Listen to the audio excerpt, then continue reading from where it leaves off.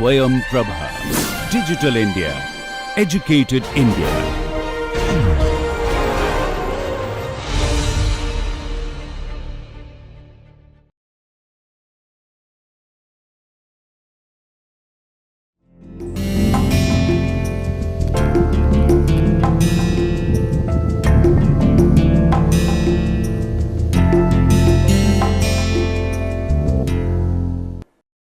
So, we have so far studied 20 principles of trees, but I told you that in order to take care of the 39 technical specifications and the contradictions between them, we need 39 plus 1 principles, and in fact 40 principles are what I am going to talk about.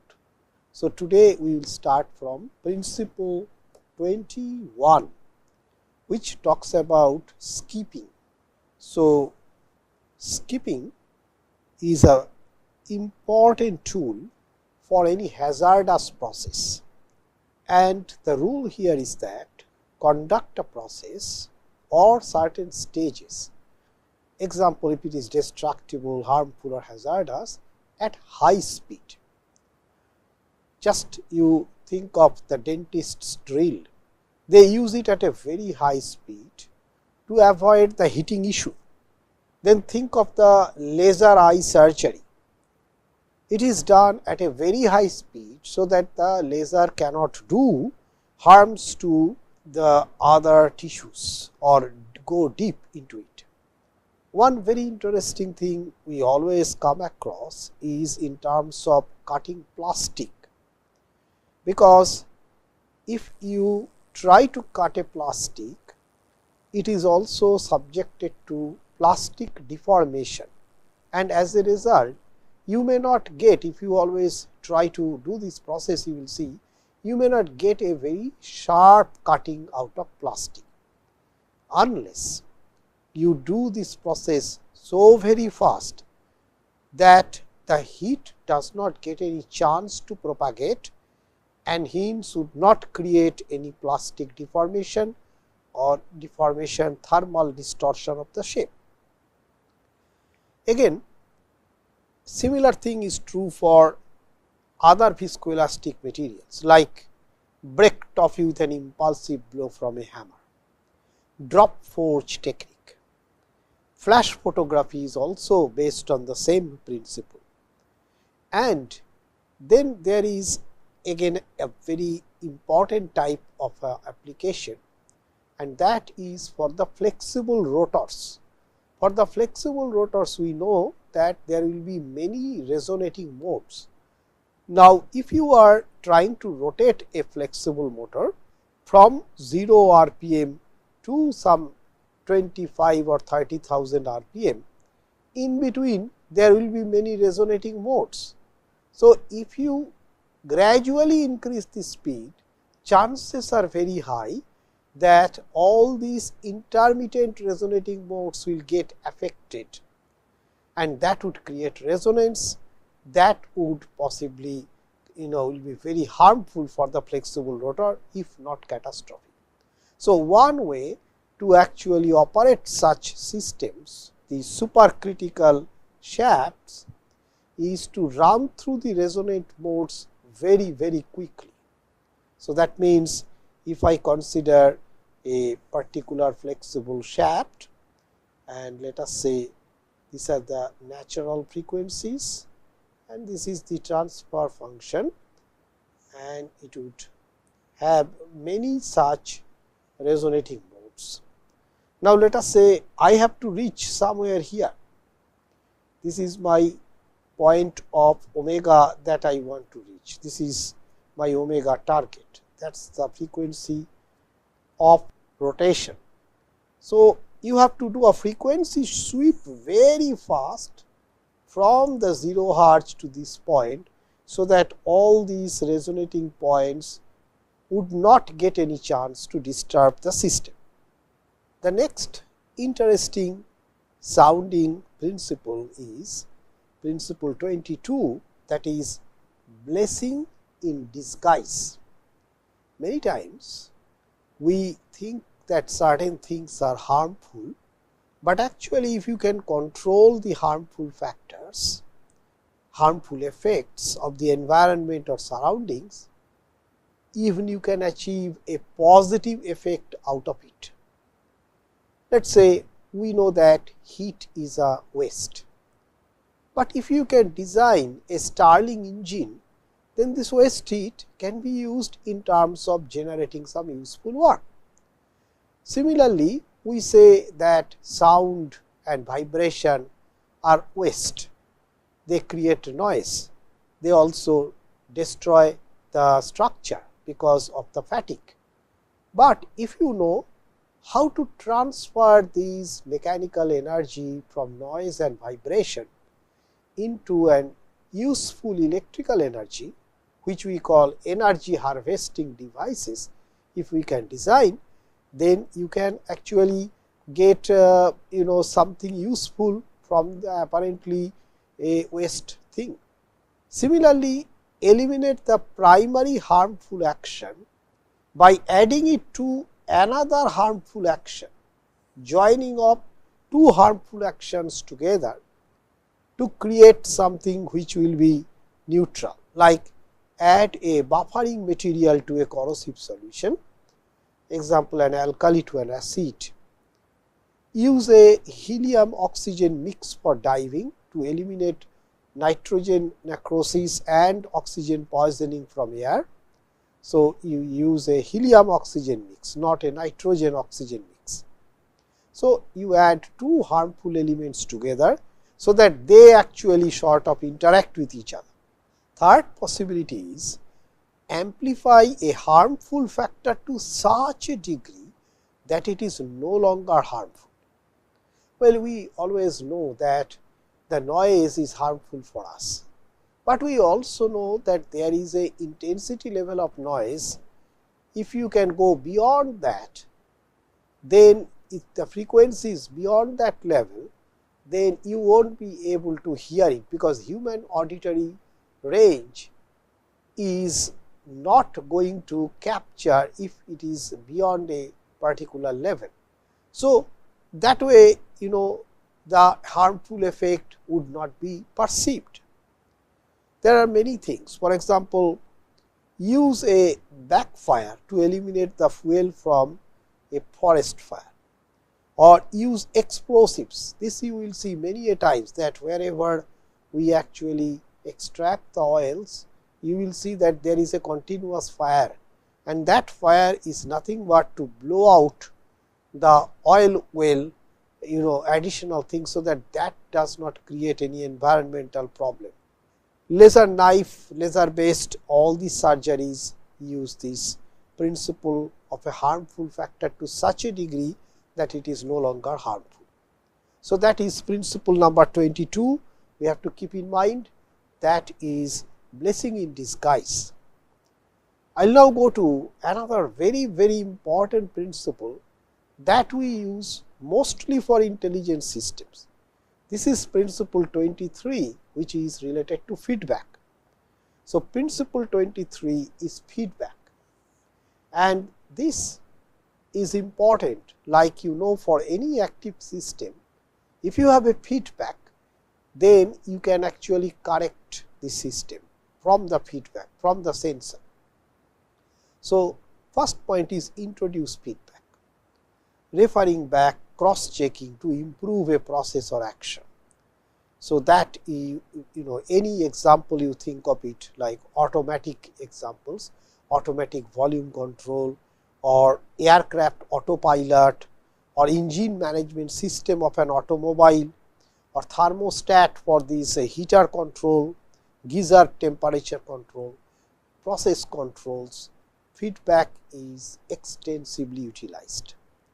But there can be also a case further, that is, if feedback is already used, change its magnitude or influence in accordance with the operating conditions, like change the sensitivity of autopilot, or change the sensitivity of a thermostat between the heating versus cooling, or use different types of complex feedbacks like PID controller, proportional integrator, integral and derivative control. So, that is another way that feedback is present, but you make more meaningful use of the feedback. So, that is principle number 23. Principle 24 we are going to talk about is about intermediary. Use an intermediary carrier article or intermediary process. I always give the simplest example for this principle. Suppose you kept something very hot in your oven and you have to take it out fast. What would you do? Your hands would not be good enough to do it. So, you have to put on a gloves. That gloves work as an intermediary, so that it takes the thermal load, whereas you control the trajectory or the movement of the object. That is the essence of principle 24 or intermediary. Here there can be two applications of this principle. A is use an intermediary carrier article or intermediary process, and then there are many. I have just given one. Well, you think of it saving from hot objects or something, you use a coaster, or dual period during a manufacture process operation. In manufacturing we use the dual period. Use a chisel to control rock breaking or sculpting process, that is an intermediary. Your hand would not be able to do a sculpting. So, the chisel is the intermediary between you, your creative activity and the rock. Same thing you can extend possibly for playing music, that play guitar with a plectrum. Now, B is interesting intermediary. Merge one object temporarily with another and which can be easily removed, like the say joining papers with a paper clip. You are using an intermediary object here, but you can remove it also easily, or introduction of catalysts into chemical reaction, abrasive particles that would enhance the water jet cutting. You would see that we use these sort of the re-entry vehicle, okay, for astronauts to come back. Now, here the re-entry vehicle is the intermediary which saves the astronauts from the very high heat and all other environmental effect, but at the end you just take the re-entry vehicle away and use it again for another re-entry and the passenger gets detached. So, merge one object temporarily with another in order to gain some advantage out of it, and then you do this, you can do this process repetitively. The discovery of space shuttle, that is why is a very important thing, because the shuttle takes you to space and come back. So, it is a temporary engagement, it does not stay with the people, the astronauts, and then it is used again and again. So, this is the principle 24 of intermediary. Principle 25 I am going to talk about is of the self service. Self service is important, particularly it is important from the sustainable design point of view. Okay. So, just you think of one very simple example, that is the cone ice cream that you always take. Now, after you consume the ice cream, you are able to consume the cone also. So, as a result, it would not create any environmental pollution. So, the cover of the ice cream is actually giving you a self service. Now, point A here is that make an object serve or organize itself by performing auxiliary helpful functions. And then there are many examples of it. I am just giving some examples. Self aligning, self adjusting seal, self locking nuts for manufacturing, these are very important, self cleaning oven, glass material.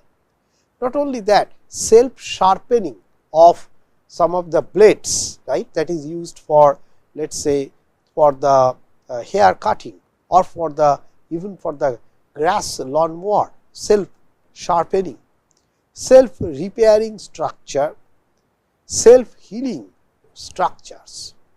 These are all the self service. That means, you do not need any external service in order to sort of maintain the structure. Okay. I give you a very interesting example in this direction, that is related to self healing. So, in self healing, what can happen is that you imagine that there is a structure, okay, and this structure is going to have some sort of special fibers, let us say something like a carbon fiber in it. And let us say this structure is going to get some cracks. Now, if these cracks happen, then there is stress concentration in this region, and that can actually create a voltage, and there is generally an electrode cover in the two sides of the structure, and because of this voltage generation here, there is a electric field potential change, so that these elements can migrate and make this part stronger, so that it would not allow the crack to propagate. This is a very new principle of automatic healing in aircraft, and that is an example of self healing. Now, use of waste resource is another way of doing it. Use of waste resource, energy or substances, like use heat from a process to generate electricity, use animal waste as fertilizer, and all these things. So, waste resource, it can also be considered as a principle of self service. Principle 26, we need not take it literally, but it is very, very important because it talks about copying. So, what does this copying means? Of course, it is not copying in the exams. Copying is a very important principle that even nature uses every now and then. In that sense, all our offsprings are actually DNAs copied from us.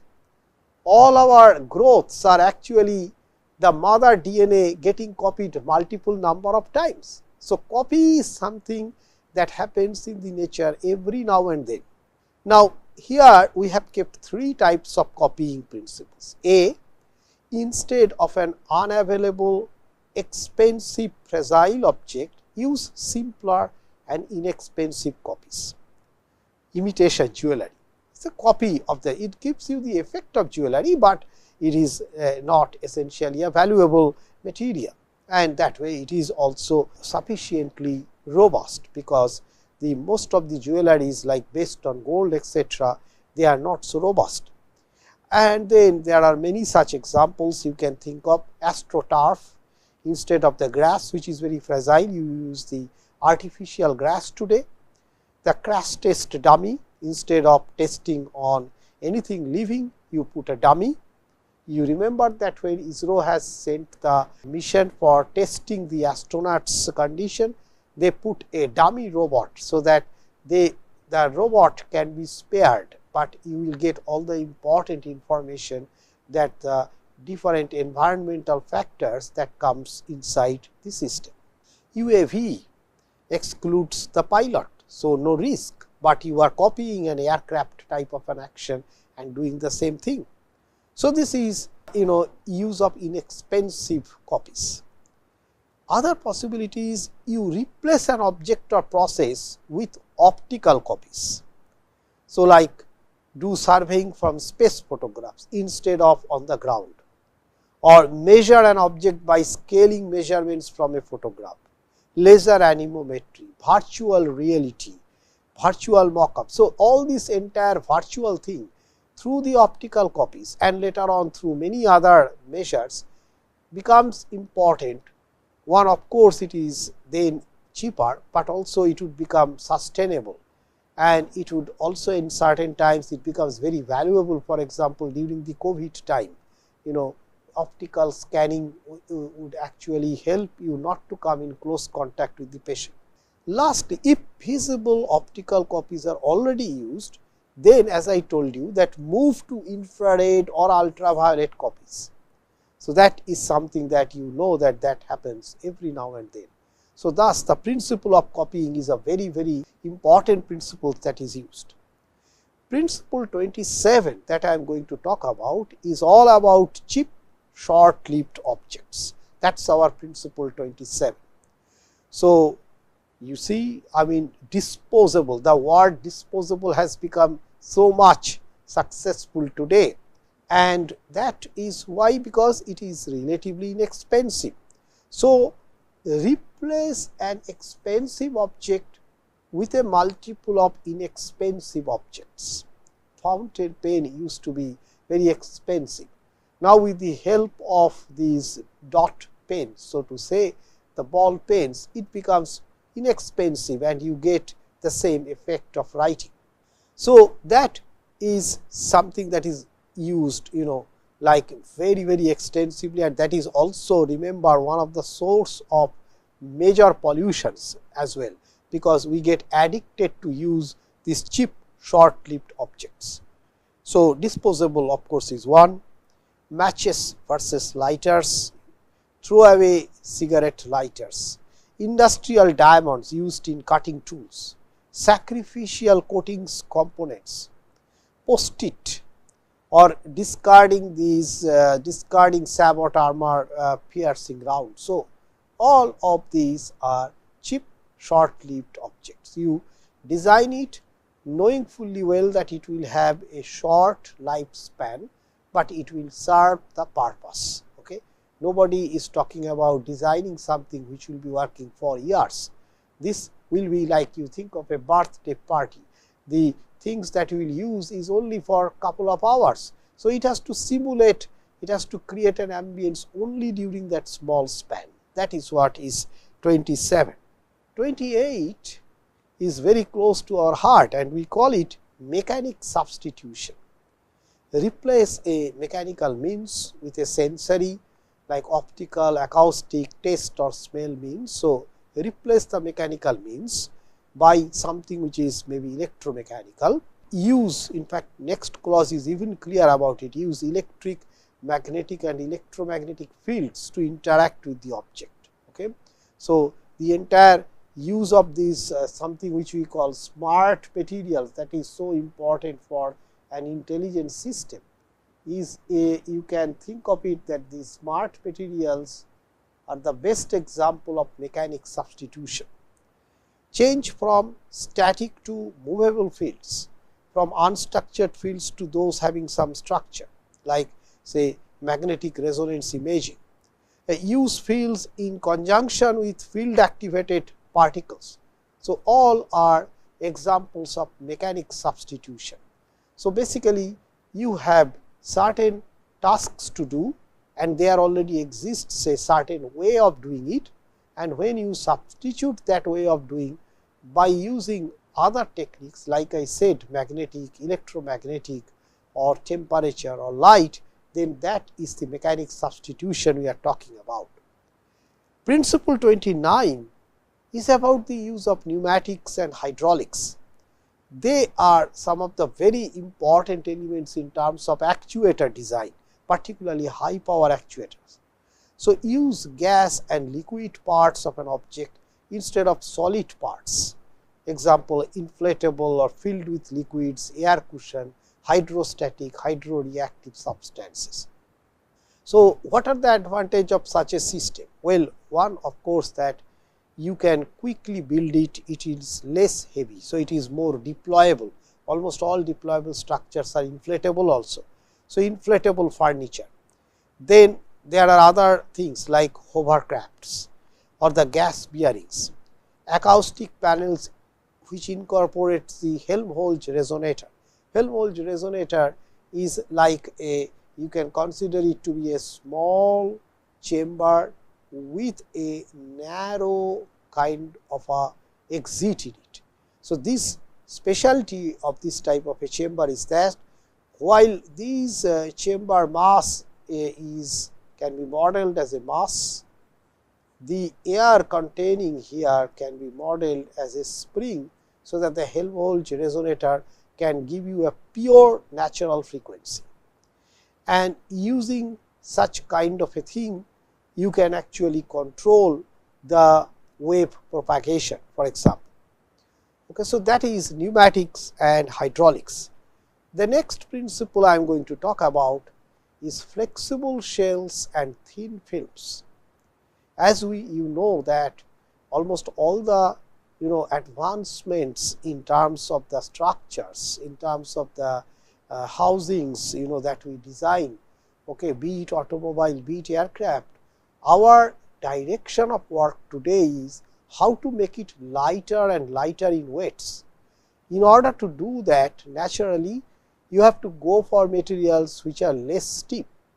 Now, that can give you double advantage, because if you use a flexible material like flexible shells or thin shells, then you not only reduce the weight, but also you can give an adaptive shape, particularly where this system is in interaction with fluid or air, let us say something for a ship or something for an aircraft. This adaptive shape that the flexibility can give is something that is a boon in terms of the design. So, use flexible shells and thin films instead of 3-dimensional structures. So, like inflatable structures. Okay. One important thing I want to tell you, that you will see some of the examples getting repeated while discussing about other principles, and there is no wonder about it, because these principles are simply a spark point, an ignition point for innovation in your brain. They are not per se, they are not like mathematical formulas, they are not even like the axiomatic design axioms which cannot overlap with each other strictly. Here the principles can overlap, that is why the examples can also overlap, but these principles are kept so that you can keep in your mind the connectivity. Connectivity is very important here. So, as I was telling that this inflatable structure is an example in that way, which has overlaps with the self service, and then other type is isolate the object from the external environment using flexible shells and thin films, like say bubble wrap, bandage, all these things. These are examples of principles of flexible shells and thin films. Now, similar to these, another structural innovation that is used extensively is related to porous materials, because that is principle number 31, make an object porous or add porous elements. It is particularly useful when you want to make something light, and when you want to create a thermal insulation, or when you want to create something like acoustic or absorption. So, drill holes in a structure to reduce the weight, that is one way of a broad way of increasing porosity. Foam metals, for example, or use sponge like structures. And secondly, if an object is already porous, use the pores to introduce a useful substance or function inside the pores, like use a porous metal mesh to have some weak kind of a structure, okay, and that is used for pulsating heat pipes, or store hydrogen in the pores of palladium sponge, because you know that palladium can absorb the hydrogen, and desiccant in polystyrene packing materials, medicated swabs or dressings. So, thus porous material has extensive applications where you want to enhance the surface area in order to increase absorption, be it material absorption or be it the absorption of let us say the energy and then dissipation of the energy.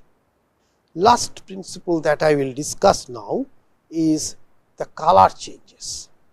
The color change, like all these systems that you see biologically, okay, they extensively use the color change principle, okay, starting from let us say the lizards, okay, or the leaves.